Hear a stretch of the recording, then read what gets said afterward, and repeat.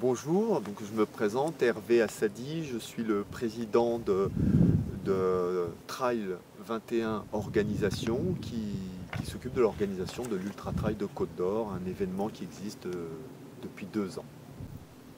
En quoi consiste le projet qui a été soumis à évaluation des incidences au titre de Natura 2000? Donc le projet, le parcours, c'est relier Chagny à Marsanne-et-la-Côte. Et comme pour relier Chagny à Marsanne-et-la-Côte par un environnement naturel, on passe dans un grand nombre de zones qui sont classées Natura 2000. Donc on se doit de respecter certaines consignes qui nous ont été données. Et donc comme une incidence sur le milieu naturel qui soit la plus faible possible. Donc c'est pour ça qu'on balise la veille et on débalise le jour même pour qu'il ne reste aucune trace. Que le balisage, c'est un balisage ponctuel et qui ne reste pas à demeure. Voilà. Et puis on va en collaboration avec la direction départementale du territoire, la direction de la chasse et des espèces protégées, contourner des zones où il peut y avoir des migrations d'oiseaux, espèces protégées. Avez-vous été informé de la nécessité de faire cette évaluation d'incidence? Donc on a été réunis par le directeur départemental du territoire et puis on nous a informé que notre parcours déposé traversait certaines zones et qu'il fallait être vigilant par rapport à ces zones. Donc bon, il y a par exemple des zones de pelouse calcaire où l'objectif c'était d'éviter qu'il y ait beaucoup de personnes qui viennent sur ces zones. Donc nous, pour respecter ça, on a fait un roadbook pour les accompagnateurs, d'accord?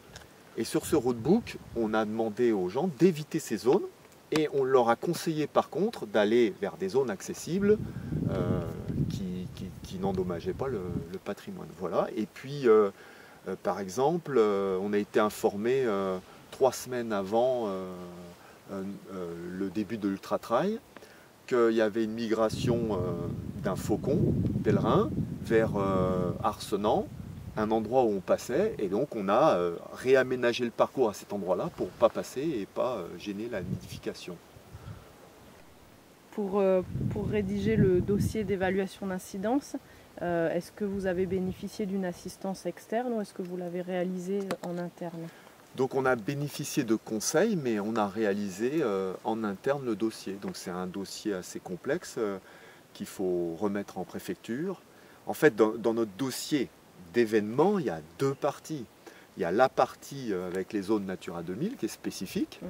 Et puis il y a la partie, le reste du territoire qu'on utilise, sur lequel les coureurs passent, qui est une deuxième partie, mais qui demande quand même aussi à être évaluée par les services de la préfecture. D'accord. Qu'avez-vous appris sur le milieu naturel via cette démarche?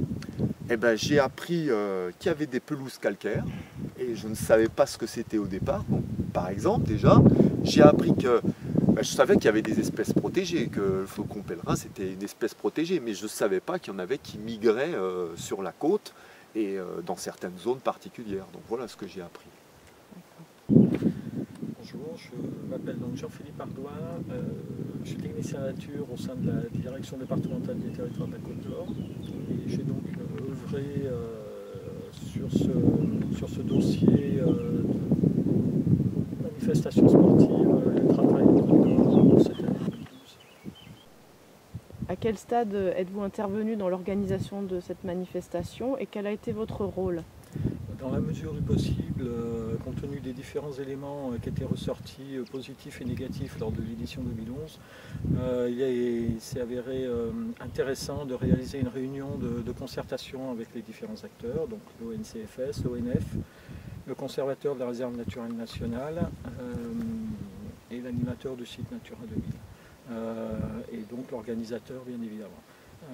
Cette réunion a permis de recenser des solutions, un certain nombre de solutions par rapport aux problématiques rencontrées l'année dernière.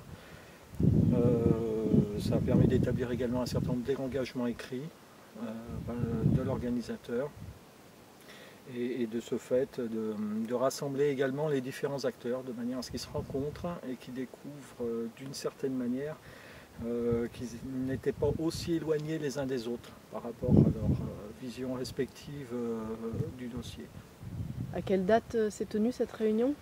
Alors, la réunion s'est tenue le 22 février donc 2012 pour une manifestation se déroulant le 2 juin 2012. On a souhaité œuvrer bien à l'amont de façon à éventuellement dérouter le parcours si besoin était.